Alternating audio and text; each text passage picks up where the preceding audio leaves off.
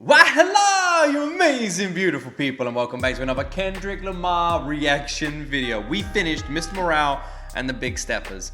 And my word, yeah, the thing is, I always say, like, you guys didn't warn me. You didn't warn me, you didn't prepare me, you didn't let me know what I was getting myself into. Well, with Mr. Morale and the Big Steppers, you guys did warn me, you did let me know, and yet somehow I'm still feeling like you didn't warn me. I know it doesn't make any sense, but it makes perfect sense to me, okay? Somehow I still feel like I got screwed over, despite the fact I saw all the warning signs. They were flashing, they were bright. There was even a big plane that flew over saying this is gonna mess you up, and I still didn't see none of it.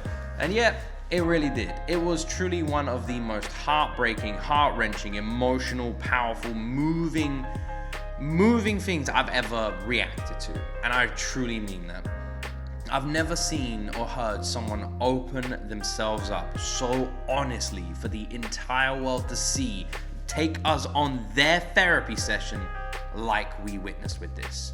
It was absolutely incredible. And all of you have asked me to check out the 1.5 hour long deep dive into this album.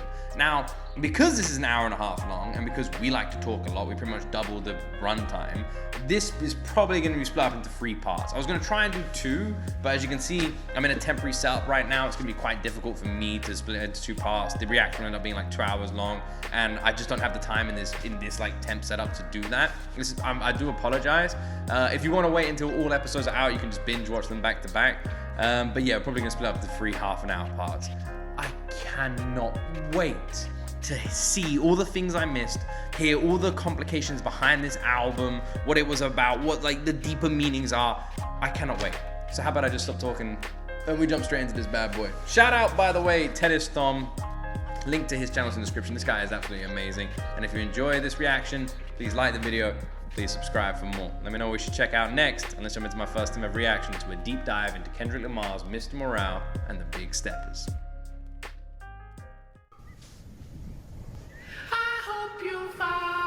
Some peace of mind.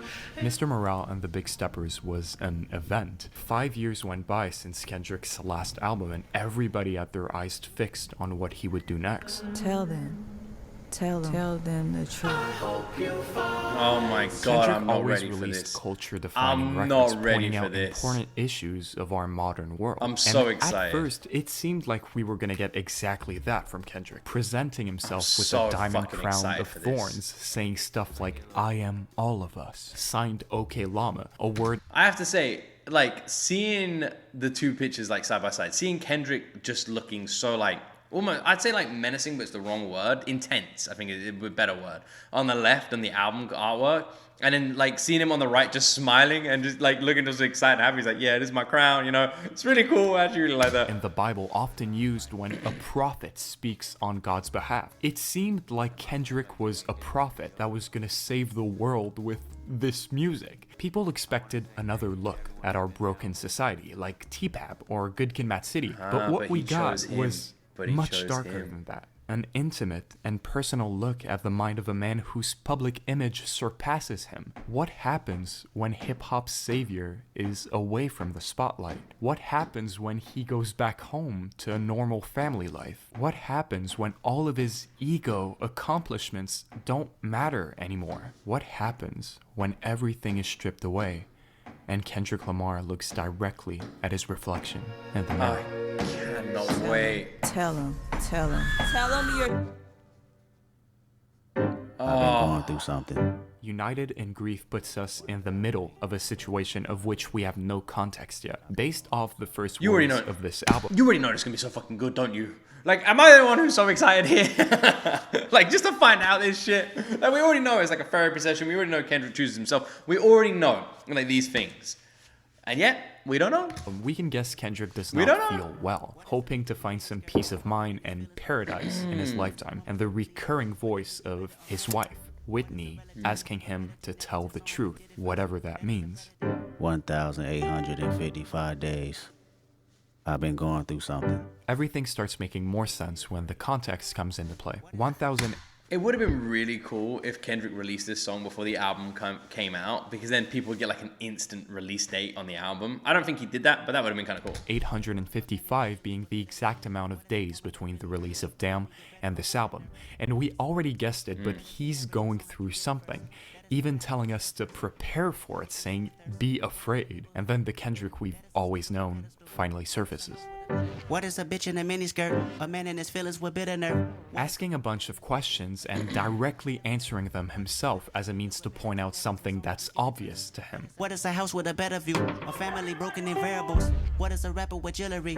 A way that I show my maturity. Looking more at these bars, it's more like he's shitting on everything but one thing. Himself. He's basically pointing out the flaws in everything and everybody except himself. So, who is he even talking to? Yeah.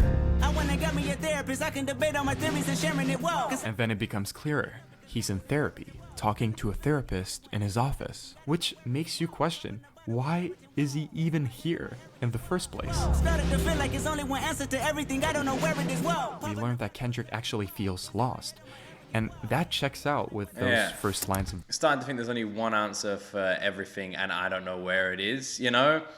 You know what?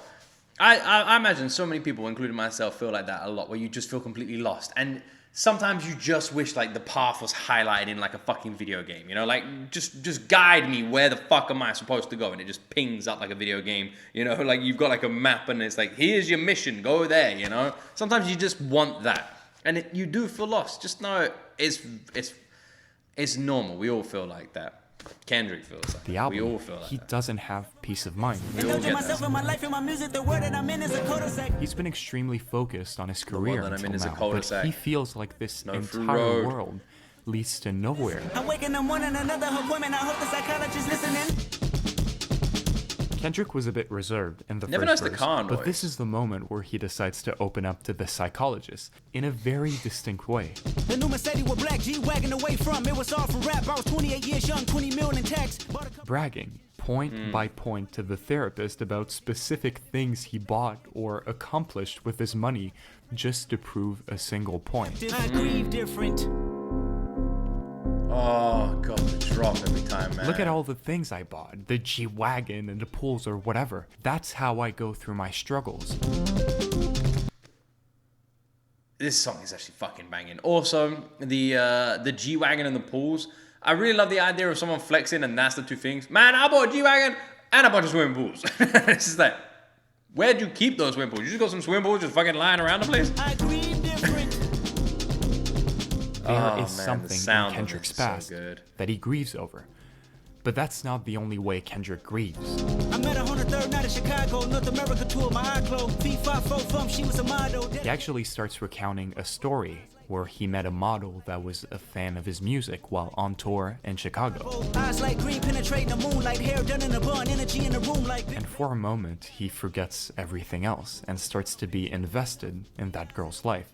A life that's full of misfortune, actually. Green eyes said her mother didn't care enough. Sympathized when her daddy in the chain gang. Her first brother got killed, he was 21. Sympathizing and relating with her troubles because he's been through traumatizing stuff too in his youth. I was 9 when they put Lamont in the grave. Heartbroken when I still didn't say goodbye. But with that girl, with the green eyes, it's all okay tonight. Green eyes said you be okay. First tour, sex to pain away. I grieve different. What do you say? First tour, Green eyes said you be okay. first tour, sex the pain away. So, I never noticed this when I first listened to this song. When he's like talking about this person, first tour, is this Whitney or who? Like, is this supposed to represent Whitney? When he's talking about this person and talking about this person who he relates to so much, he then like says he sexed the pain away. So I wasn't sure if this was like an emotional connection based on someone who he's like familiar with, or whether it's just completely physical. Because it like at first it feels like he's going down like that emotional connection, but then we sort of take a zip turn there. Sex to pain away. I grieve different. For both of them, they grieve differently, having sex to forget all about their troubles. It's just another way he grieves. But is that really a bad thing? Everybody around Kendrick does it. Baby Keem bought 4 cars in 4 months. Dave Freak got a Porsche, so Kendrick got one. Whatever you choose, it's just another way to deal with the pain. But the money wiping the tears away, I grieve different. Everybody is different. In this first track, Kendrick is in therapy, and it's clear he doesn't want to face his troubles or talk about them. Therapy is not how he grieves. There's something he's hiding deep inside that makes him feel lost, but he hides his pain through acquiring materialistic things. Yeah, he and went to saying therapy proudly, and that's he's talking just about how I go through it. how much it's he's like he's trying to got. act tough in front of his therapist to prove I don't need therapy. But the fact is, That actually makes a lot of sense. I don't know much about therapy. I've never been to a therapist. I haven't got anything against them. I think they help a lot of people. I've just never really felt the need to go to one. Maybe one day I will. Who knows? But I imagine, and this is just completely out of my ass with no basis at all, that a lot of first sessions kind of go this direction with people deflecting and not being comfortable and like, you know, their guard is up and their walls are up and that sort of stuff. And I think that's literally what we're seeing with this track so early on the album. It's Kendrick's first session with this therapist and he's just flexing, you know, and it's because it's just what he's used to, you know, that energy is just the energy he's used to when it comes to anybody. So he's just giving the therapist the same energy he'd give to anyone else in that chair. for whatever reason, he's here. So what is he gonna do? Just not talk? Who knows? Maybe there's nothing wrong with Kendrick, and what's actually wrong is everything else. Again, another feeling we've all bloody felt. Everybody else has a problem. World, all God, the this boys song and is a girls, banger. I got some true stories. Throughout his whole discography, a lot of what Kendrick addresses in his writing are societal issues. What's wrong with our modern world of violence, corruption, racism, just to name a few. He's held to a very high standard in rap when it comes to that. So if he's in front of this psychologist and he doesn't want to talk about his personal issues since he grieves differently, he can still point out issues in everything else. Take off the foo-foo, take off the cloud chase, take off the Wi-Fi. N95 refers to the mask of the same name. We all remember COVID. I don't need to talk about that Oh. shit. But in the first verse, Kendrick urges people to take off their mask. Take it off and let me see who you truly are. Take off the money phone, take off the car loan, take off the flex and the white loss. But not in a positive. You know, it's kind of interesting that the first song is him flexing. And the second song is him telling people to stop flexing. Take off all that shit. Take off the chains and all the materialistic shit that Kendrick himself was just talking about. Take all that all away. Who's left? way, like, let me see how beautiful you are. Take off the fabricated streams and the microwave memes. It's a real world outside. Fabricate stream. N95 does a really great job at illustrating the character of Kendrick in the beginning of this album. Kendrick comes off as extremely cold and aggressive in his delivery. He's telling you things like they are, and honestly, it's fitting in our perception of Kendrick. It's how you expect a rapper like him to be, this savior of hip-hop. He knows his words have power, and he's doing exactly what he would do on an album in front of the psychologist. Yeah. Throw bars at people. Take off the should know, take off the doje, take off the Birkin bag. Take off. Basically, Kendrick is telling everyone to stop lying to themselves. Like, for example, stop wearing designer clothes to hide your lack of confidence. And honestly, that would be a good message if it wasn't for the chorus. You ugly as fuck. You out of pocket. Which illustrates really well Yeah, bitch, you ugly as fuck. You out of pocket. Which, yeah, I didn't pick up fully on the first listen. I'm getting it now. Basically saying like, yo, take everything off. Take everything off. Take all the designer off. Take everything off. Take everything off. Oh, okay, you've taken it all off. Jesus, you got no money. You're out of pocket. You're ugly. Put that shit back on. Yeah, it doesn't really get, yeah, exactly. I can see what our guy Tennis is talking about. Not really the right message there, you know? Take it all off. I want to see the real you. Motherfucker, put that all back on, please. Kendrick's Jesus. state of mind. Be honest with yourself and feel bad about it. It's like he's trying to show the therapist, what Okay. you're doing, sir, this is bullshit. Literally, I'm gonna show you how it's really done. Man, bro hitting us with the Nancy treatment. Bullshit. Man, should we just listen to N95 again? Of Let's a just chuck it back world on. about to break, mentioning problem after problem until we get the feeling it's just utter chaos. It's something we expect Kendrick to do, talk about the world's issues, but it's all done to draw our attention away from the real subject, him. It seems Kendrick. Kendrick feels pressure to Obviously, I'm tell not the Kendrick, but truth. you know This what I song could mean. represent his defense mechanism. He's probably asked by the psychologist to open up about his issues, but Kendrick's deflecting it on something unrelated. You're asking about my problems? Well, what about the bitches that are faking being woke on Twitter? What about them? He's deflecting. By the way, I find deflections absolutely fucking annoying. And I feel like most people lose an argument the second they bring up like a hypothetical, you know? Like you'll say like, why did you do that? You shouldn't have done that. And they'll go, yeah, well, imagine if there was like 20 people here and then what would I have done? And it's like, yes, well, there wasn't 20 people here, so why the fuck are you even bringing it up, you know? Like those like random, like that random deflection there. It's just someone who's already lost an argument and doesn't know how to get out of it, so they just make up shit. Like, yo, Kendrick, tell me a little about yourself. Yeah, but what about these people on Twitter? Because he doesn't want to talk. Nah, he doesn't. But one thing that's really interesting is he does not mind at all talking about his success and image he reflects. You realize the extent of Kendrick's ego when he starts contradicting himself. For example, that everyone should take off their designer clothes and jewelry because it's hiding their lack of confidence. But when Kendrick wears jewelry, that shows how mature he is. Yeah. He's really deflecting all the problems on other people while praising himself. Even saying he's so real that his descendants come in his sleep to tell him that. All my descendants, they come in my sleep and say I am too real. But apart from that, this song too is real, also bro. You're where too we get real. the first Thanks, glimpse of descendants. what the title of the record actually means. Dancing in a drought.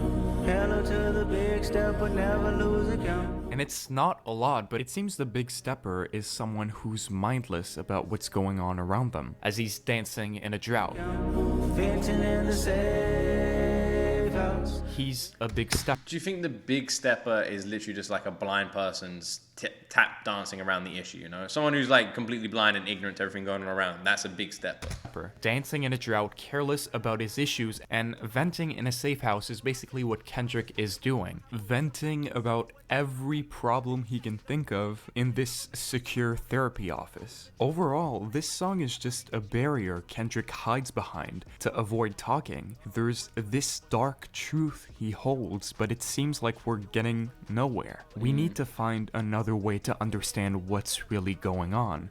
So, what even is a big stepper? I just gave what my guess is. I would imagine, because I'm only saying this because of how the album's already been sort of done, you know, with like the tap dancing around the issue being such like a prevalent thing and including that in the instrumental and songs and even saying it in a couple of lyrics. That's what I imagine. The big stepper is that person not looking at the problem, you know? Literally Kendrick in this sense, at the beginning of this, you know? He's there to help and heal him, but that's the last thing he's talking about. That's my guess. Kodak Black. Okay, Llama. Eckhart Tolle. And this is the big step. Worldwide Steppers is, of course, a song that's tied to the Big Steppers. It starts with... I wonder if Worldwide Steppers, now we know all of this, is a song that is pretty much solely about the idea of the world tap dancing around an issue. The voice of Kodak Black introducing two characters. And this goes on all while hearing tap dancing noises in the background. And right away you see some links, like tap dancing steps and the big steppers. But the actual term is used many times in other rap songs. I should also mention it's a slang term, so definitions might differ from one to another, but big stepper is usually used to describe someone who's confident, someone who hustles, that's not afraid to take up space and makes big moves. And That's literally what I said. I said all of those points. I was right, 100% right. I definitely didn't say that it was a person who tap danced around the issue. No, that wasn't me. You think I said that? No, that was someone else. Okay, I was totally wrong. all of that kind of makes sense with how Kendrick has been acting So wrong. until now. This proud, egotistic figure who doesn't need therapy. He's the big stepper. And disc 1 of Mr. Morale and the Big Steppers is exactly that. We're on the Big Steppers side.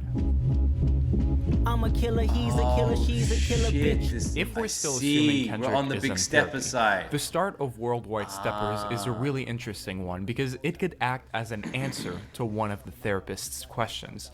Let's say More the flex therapist than asks, emotion. do you consider big yourself a stepper. killer? It would be quite a question to ask, but just to prove my point. Kendrick deflects by answering, yes, I'm a killer, but he's a killer, she's a killer, everybody else is, by making a point that introduces the most important concept of this album. We some killers walking zombies trying to scratch that itch.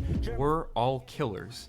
And even you, not in the sense we kill people, but in the sense that we all hurt people by trying to scratch that itch, trying to heal ourselves. Hurt people.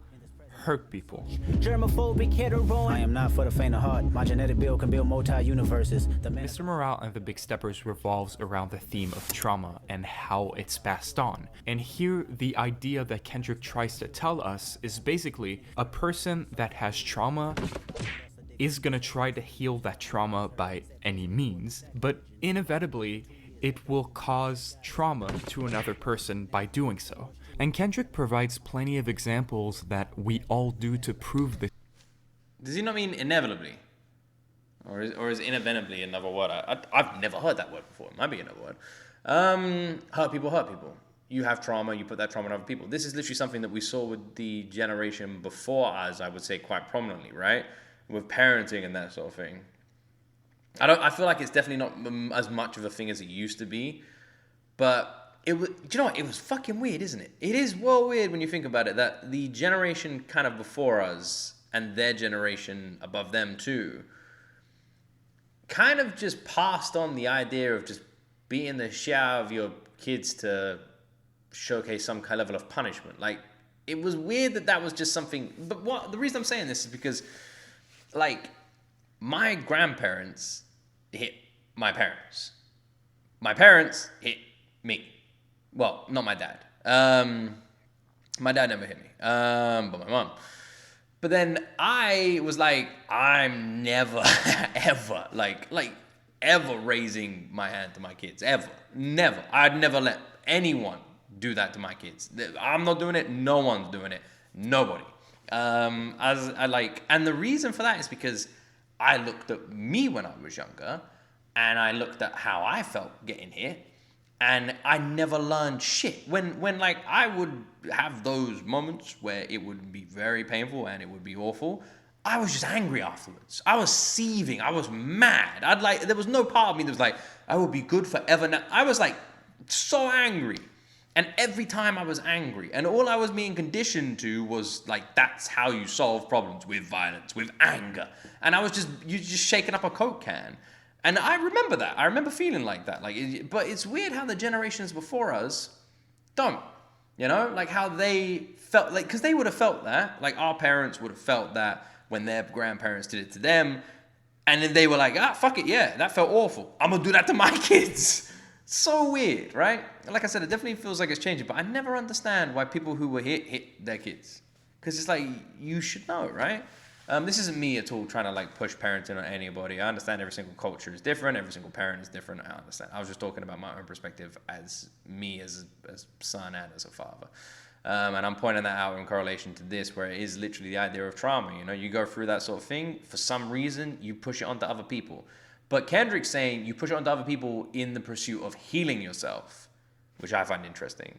Because that isn't a concept I'd really thought about. You know, these people are doing it to heal. That makes them feel insecure with themselves in general, becomes jealous of others. That's their selfish way to heal that trauma, become pretentious and putting other people down. That jealousy makes other people not feel appreciated for their accomplishments, which causes them trauma. Like, really, think about it. When we have a problem that affects us, it's in our own selfish nature to fix it, but we don't always think about how the way we fix it can impact other people. That's Kendrick's point, and it fits into his character still painting a poor picture of the world. But anyway. Instead of trying to lift yourself up, bring others down, you know? Shit. You learn a couple things on this song, with the first one coming very suddenly. Ask Whitney about my lust addiction. Text messaging bitches got my thumbs hurt. Set president for a new sacrilege. With Kendrick being completely open with the therapist about having cheated on his wife. Remember that girl from United in Grief? It wasn't just a random girl he I thought it fucked was before Whitney. getting married. He was cheating. And secondly, we learn what it means for Kendrick when he said to the therapist It wasn't he Whitney. felt lost. Writer's block for 2 years, nothing moved me. Ask God to speak through me. That's what you hear now, the voice of yours truly. In fact, that after the release of Damn, Kendrick can't write anymore. He doesn't think like he used to. He feels awkward around people. He doesn't know how to feel. I don't know how to feel, like the first time I fucked a white bitch. And the conversation gets The way that video was edited, by the way, is hilarious. Because he says that and then it just cuts back to the therapist. Like he's just sitting there like, I don't know what to say. slowly into another anecdote, this time being about the first time he had sex with a white girl, The first time I fucked a white bitch, I was 16 at the Palisades, fumbling my grades. saying he was happy to be in the Palisades, out the hood and surrounded by wealthy kids and families, but also happy in another way. She drove her daddy's Benz. I found out that he was a sheriff. That was a win-win because he had locked up Uncle Perry. The girl that he fucked, her dad was a sheriff that had locked up a relative of Kendrick. So he was feeling like he had accomplished revenge over the sheriff. Like, there, I fucked your daughter, but it keeps going. Next time I fucked a white bitch was out in Copenhagen. Good kid, Mad City tour. Another white girl, but this time he cheated on his wife, which she learned about. Whitney asked did I have a problem. I said I might be racist. Ancestors watching me fuck was like retaliation. Isn't that a crazy answer? Kendrick is fucking around with white girls because he's trying to get revenge over the trauma that all his descendants have experienced. It's retaliation over. I wonder if that's how he truly felt, or if that was a justification for when his wife caught him cheating and asked him that question.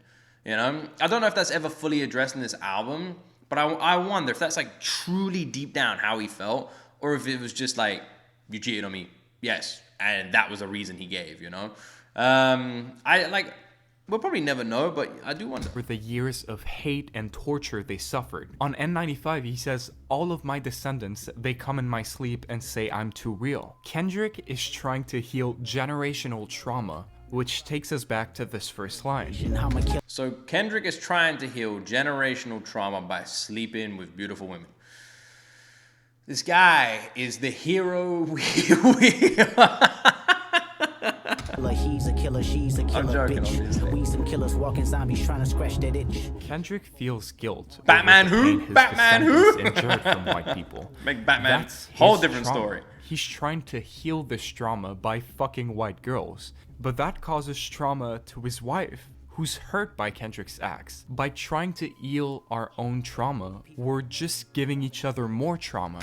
Yeah, I mean, I agree with the trying to heal trauma, giving people trauma, and the cycle repeats. This is a stretch of crazy though. Like this is something else. Kendrick's trying to heal his own trauma from his ancestors by going around and sleeping with beautiful white women, but that hurts his wife. This is a crazy fucking circle of trauma. This is insane. So when the psychologist asked if he's a killer, Kendrick answers, we're all killers. We're all hurt. We're all making big moves, hustling to get rid of that thing that's bothering us inside. We're all big steppers. It's true, Desperately I'm the biggest- trying to heal ourselves stepper and over hurting here. others in the process. I can step like Even 5, if I heal 6, myself, maybe even 7 feet if I'm I'll good just stretch. hurt someone else in the process. So why even try? Why even try? Huh? Is it worth fixing yourself to break someone else? Watching everything unfold until this point, it's natural to be like, oh my god, Kendrick is acting like an asshole. At least that's the perspective we see. Not only he's egotistic, mean, cold, refuses to talk, cheated on his wife multiple times, and provided no single sign of accountability or remorse for it. That's the thing. If that is his trauma, it's not his trauma to hold. And when his wife, came to him like why are you doing this? It felt more like a deflection. That is the truth. Like, take no ability for that, you know. At this point in the album, yeah, I didn't even notice it when I was first listening to it. Like, that's how he's coming across. Kendrick I has was been blind to dodging it. pain in any way he can, but this can't go on endlessly. And this song is where we finally see shame and deep remorse for his actions. I hope I'm not too late to set my demons straight. It's like the human side of Kendrick finally surfaces to show what he actually feels. Do you love me? Do you trust me? Can I trust you? Don't judge me. We learn there's a palpable fear in Kendrick's words. He's scared of the perception of his wife and other people if he told the truth about him. Just look at what he said in N95, for example. Take off everything, every lie, and show me the truth. And in Kendrick's eyes, it's ugly as fuck. I'm a diehard, it gets ugly. Too passionate, it gets ugly. He's a diehard, this proud image to keep up as a rapper. Kendrick is scared that this truth will tear down this image and no one will ever see him the same. My truth too complicated. I cannot imagine what this must do to a human. Like, even someone like Kendrick, you know, like, I cannot imagine what it must do. The idea of just going from where, like, Kendrick was, like, that kind of life, those kind of struggles, to being this size, and, like, the pressure that comes with it. But also, you don't know, because, like, let me do it on, like, a smaller sort of scale. I know a bunch of YouTubers in this space, and they all, like, ones that are a certain size or anything, like, they want to protect what they have, right? And they don't know what it is that made this bubble that they're in. They don't know what it is. So they just kind of protect everything in it. And they become superstitious almost to, like, all of this needs to be protected. Like, almost hostilely so, you know? I don't know if that's a word, you know? Like, with hostility towards other people. And I cannot imagine what that's like on a scale of Kendrick's level or anyone on that kind of level. I can't imagine what that does to a human's mind, you know? The paranoia it must bring. It's getting too complicated to keep this barrier up, so he wants to open up, but he's terrified. What if this truth is a crime he committed? What if it's something humiliating? This truth that Kendrick buried deep inside is so traumatizing to him. He doubts if he should even say it out loud. I got some regrets, but my past won't keep me from my best. Kendrick slowly realizes that there's only one way forward. If he doesn't make it up to Whitney, his wife, it's all gonna be for nothing. He loses everything he has. Cause if I want it all without you involved, guess it's all for nothing. It's like Kendrick finally says, I'll take this seriously. I'll try to open up for you. No more bullshit. He'll actually start talking. Ah, shit, I ain't ready for this. If I want it all without you involved, then I guess it was all for nothing is such a beautifully powerful, simple fucking line, which I love. You get some people who are just working so hard and, like, really just working hard. And I always feel like there's the question of who or why, or, you know, who and why are you working? Why are you working that hard? Who are you working that hard for? Is it yourself? The intro Is it of someone Father else? Time clears up What's a the lot reason? of things. What's the motivation? Really need some therapy. Girl nigga need no therapy. Fuck you talking The first obvious one being that Kendrick is indeed Oh, shit, I just forced realized what or song comes on strongly after this one. pressured to do Oh, therapy shit. by his wife Whitney, Oh, which man, explains I'm excited part for of that. why Kendrick was so reclined at the idea of opening up, and indeed why he said he grieved differently. My wife sent me here. I don't care, whatever. You need to talk to someone. Love that. So true. Reach out to Eckhart. That's so true. Eckhart, second time this has been brought up. Yeah, that's so true. That's so true. Like, I can imagine that hostility was there because it was something he wanted to do for, like, to help, like, the situation he was in, but that doesn't mean he's necessarily going to be invested in it, right? Eckhart Tolle is that character introduced in Worldwide Steppers, Yeah. which is the name of Kendrick's psychologist. And with this realization on Die Hard that he can't go on without Whitney, he's now ready to open up to Eckhart. But before that, it's actually important Man, to I talk can't- about who is Eckhart I and why cannot he wait is for the next Kendrick's song. therapist. Now, you may know him because he's a pretty famous spiritual teacher Oh, and shit. has written a few best-selling books. But Wait, this dude's real? I thought this was a fake guy, like, just like, oh, Eckhart, you know, is my therapist, you know, just like, he's here right now, here he is, what's up, bro? Like, I thought it was like that. This is a real guy. If you don't know him, I think the best way of introducing him in the context of this album is with the story he tells at the beginning of his 1997 book, The Power of Now.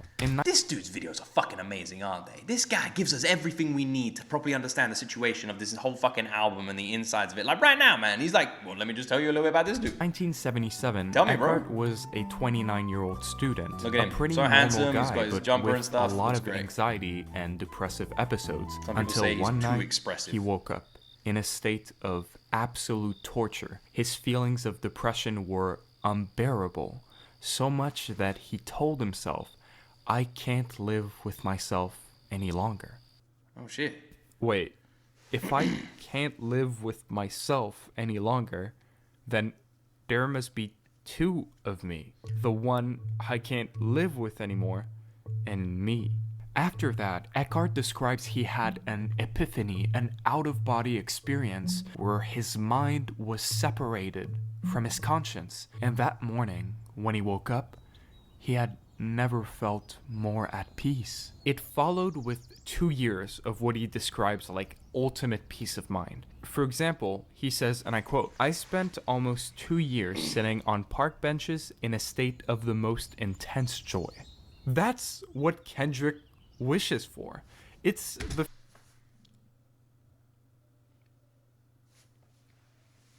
I fucking feel this. I'm always like, I try and be open. I share stories about myself because you guys open the comments. Kendrick is open, and I try and like reiterate that. I want to say, I was like a little shitbag when I was younger. I was a real dick. I wasn't nice. You guys wouldn't have liked me. I sucked. The younger version of me was just such a just aggressive fuckhead. And that version of me disappeared overnight. And it wasn't a moment like this, but it also wasn't too dissimilar. The pure happiness and joy wasn't something that came, but there was like a mental unplug that happened. And I remember it literally was like, because I always think back to like the previous version of me, and then this one who's just chilled and easygoing and just open and accepting. I literally had one night I woke up and I had a paycheck. And I had like £100 in my paycheck, and I had nothing to spend it on, and I was just looking for shit to buy as like a kid, you know. I got that from my job, and I was like, right, what should I do? And I was looking online, and I remember just randomly, it's like there's a voice in my head, and it was like, you need new college books, and I was like, oh yeah, I do need new college books. It's like, hey, you need a new bag. I was like, oh yeah, I need a new bag. My bag's fucked. It's like, you need new this equipment, you need this new jumper. Your politics teacher said you needed this, and I spent all my money on that. All of it. First time in my life I ever prioritized my education over just fucking something stupid, right?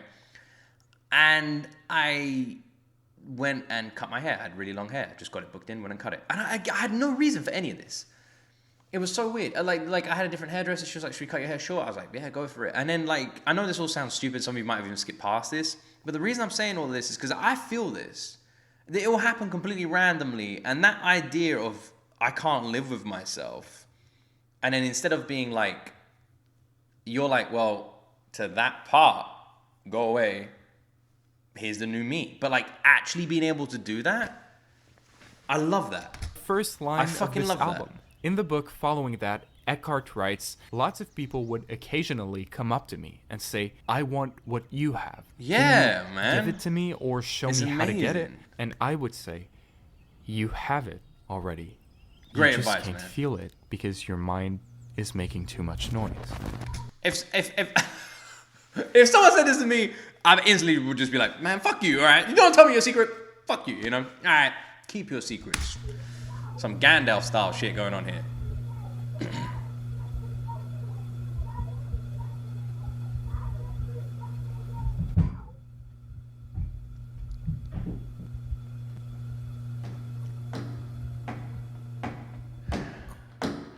I come from a generation of home invasions, and I got daddy issues, that's on me. Wait, Is he actually doing it? This is the first like honest and vulnerable thing Kendrick says on this album. The relationship of Kendrick with his father and how it's affected Kendrick in many ways, that's new.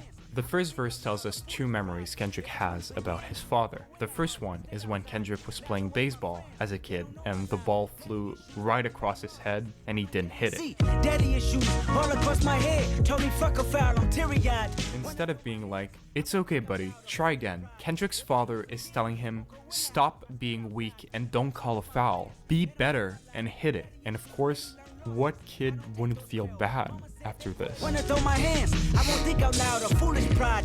If I lose again, won't go in the house. So much that he thought if he lost again, his father won't let him in the house, which drove him to stay more with his friends in fear of disappointing him. Daddy issues made me learn losses. I don't take those well. Mama said that boy is exhausted. He said go Kendrick's father would also not let him rest, because if he stopped working hard, he could regret it his whole life. You could be a bitch or step out the margin. I got up quick. We can take this as, oh, it's a mean father, right? But when you remember what Kendrick says in Worldwide Steppers, the fact that trauma is passed on to other people from others trying to heal their trauma by any means, let's put this theory. I know I've just been sitting here for like last 2 minutes. I haven't really said much. I don't really know what to say. This song is a tough one, even listening to someone explain about it. I want to say a huge amount of love to all of you who commented on the reaction as well, because you guys felt it with me as much as I felt it. Like I said, I'm in a really good place with my dad now. We've mended a lot of our bridges. There's still some things there, but I don't think it ever gets fully mended. But we had to like break it all down to build it all back up again. And yeah, man, it's scary how relatable this song is to so many people. Because it's not just me. I'd be fucking insane to think it was.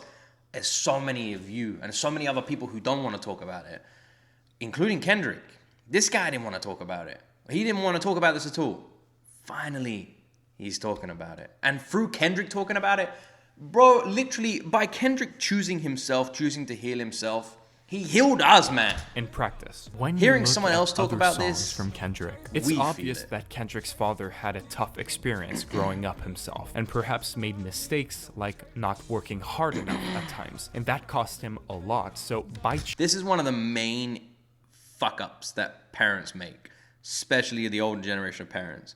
They look at their life, what happened to them, things they regret. I wish I did this, I wish I did this, I wish this. And then they force that on their kids. Like, there's no room for wiggle. I know best. I live this. If I worked harder, if I did this, if I blah, blah, blah, blah, blah. I don't give a fuck what your opinion is. That's what went wrong.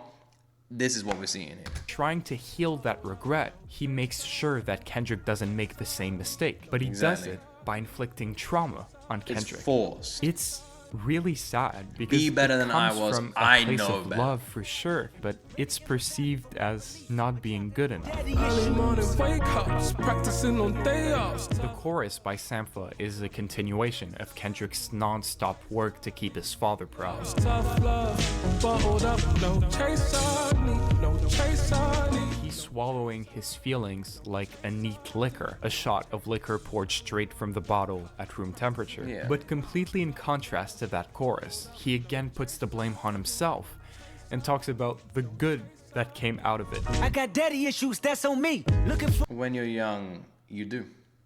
It's your fault. It's your fault. It's only when you get older you start realizing not everything was your fault. I love you.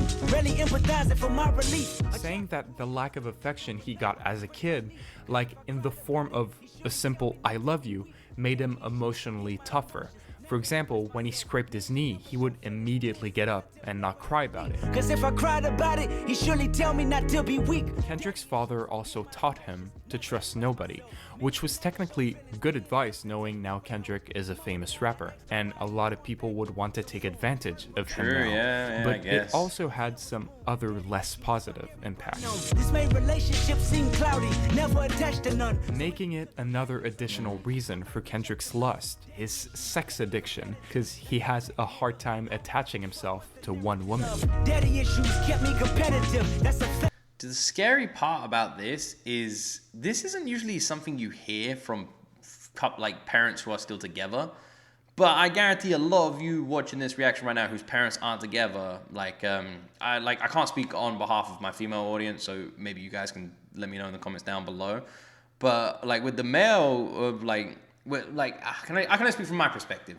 But let's just say, like, my parents weren't together very long, and you do get weird advice like that from your father. You do. Don't trust anybody. Like I shouldn't have trusted your mother. It's weird. Maybe you guys can share something similar. I don't know how to probably explain it. Time attaching himself to one woman.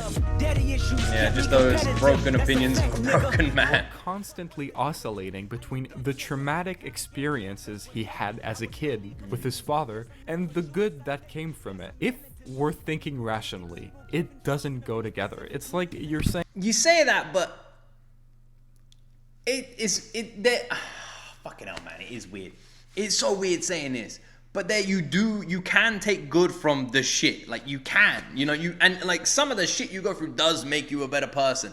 And like, even though you'd never put your kids through that, you're like kind of proud of who you become. It's a fucking weird gray area, isn't it? I was chased down by an angry bear yesterday, but that was good because I did some cardio. The trauma from bad experiences does not go away because something good came out of it. You can still be affected by it, and it's certainly not your fault. Kendrick is still keeping his rapper image intact with 3 words. That's on me. He doesn't want to appear weak, the rapper with daddy issues, and he ends the song like it's a proud chant. Grown men with daddy issues. Daddy issues, let's get this shit. In my opinion, it kind of minimizes it. It seems like instead of accepting his trauma, he fakes being proud of it. Kendrick here treats these childhood traumas as learning experiences. This also just goes to show another way that trauma is passed down from generation to generation. If Kendrick takes these experiences as learning experiences, what goes to say he wouldn't do the same thing to his children, and his children to his grandchildren? Is Kendrick really trying to heal himself here? I feel like that's a good place to stop for today. I feel like that's a good ending for part 1. What do you guys reckon? Good ending for part 1? We'll have a bigger part 2, I reckon. I think that's a good place.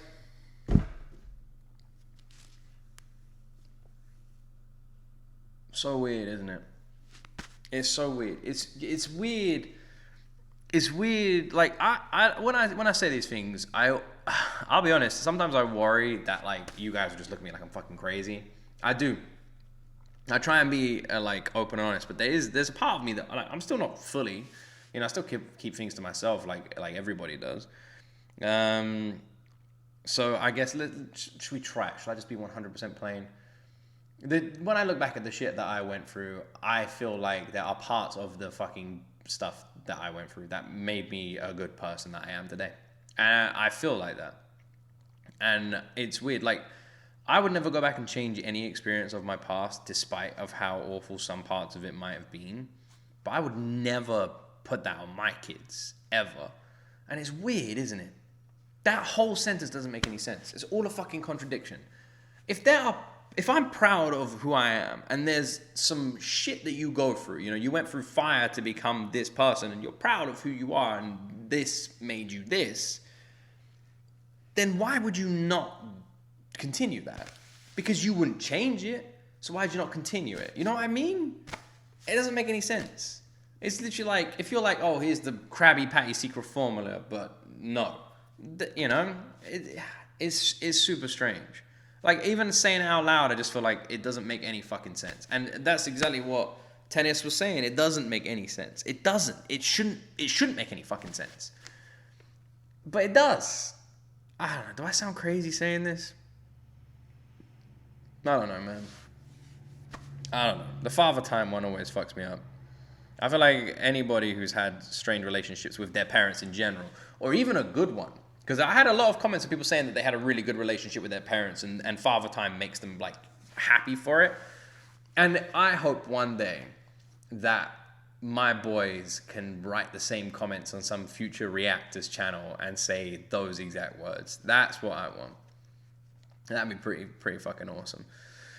Oh man. I love this so much. I was so excited to record this reaction. I really was. I love it. I definitely feel like, at least so far, unless there's some big twist coming, I feel like this album, more than any other one I reacted to, was the one I got the most. Like, I understood the most on like a first listen. That's what this feels like to me. Like, watching this explained video, it feels like that we've checked out Good Kid, Mad City. We checked out Damn. We checked out To Pimp a Butterfly. And I misunderstood or didn't pick up on a lot of stuff on that, right? And like when you go through the explanation, it was mind blowing. And I feel like that this is Mr. Morale and the Big Steppers is the first time I caught like a good amount, you know? Like I'm watching and listening to this. I'm like, damn man, I actually picked up on a few of this, and I'm feeling alright. But this was one of the reactions I was so excited to record because one, it's an hour and a half long, and two, there's so much I know I missed. And I'm loving filling in all those blanks and details that I just totally didn't pick up on. These explanation videos are fantastic. I've never done this before with album reactions, like a full deep dive explanation afterwards. But I feel like doing it with Kendrick just is the fucking way to experience it, you know? Because then when you go back and listen to the album after this, it hits completely different another time. If there's anything you think I missed, anything you feel like I need to pick up on that I missed even now, let me know in the comment section down below. And yeah, also, if you got any stories you want to share, there's a community of wonderful people here that are happy to listen. No one's gonna judge you here. I'll always be as open and honest as all of you guys are, so we can all talk about the shit together. You know, like Kendrick we can too. If this man with a much bigger audience than any of us has can talk about shit that he has, then we should be comfortable having the freedom to talk about it too. Anyway, I hope you guys enjoyed this reaction. First of 3 parts. Don't forget to like and subscribe. Have a wonderful day, and as always, my friends, you will see me in the next video.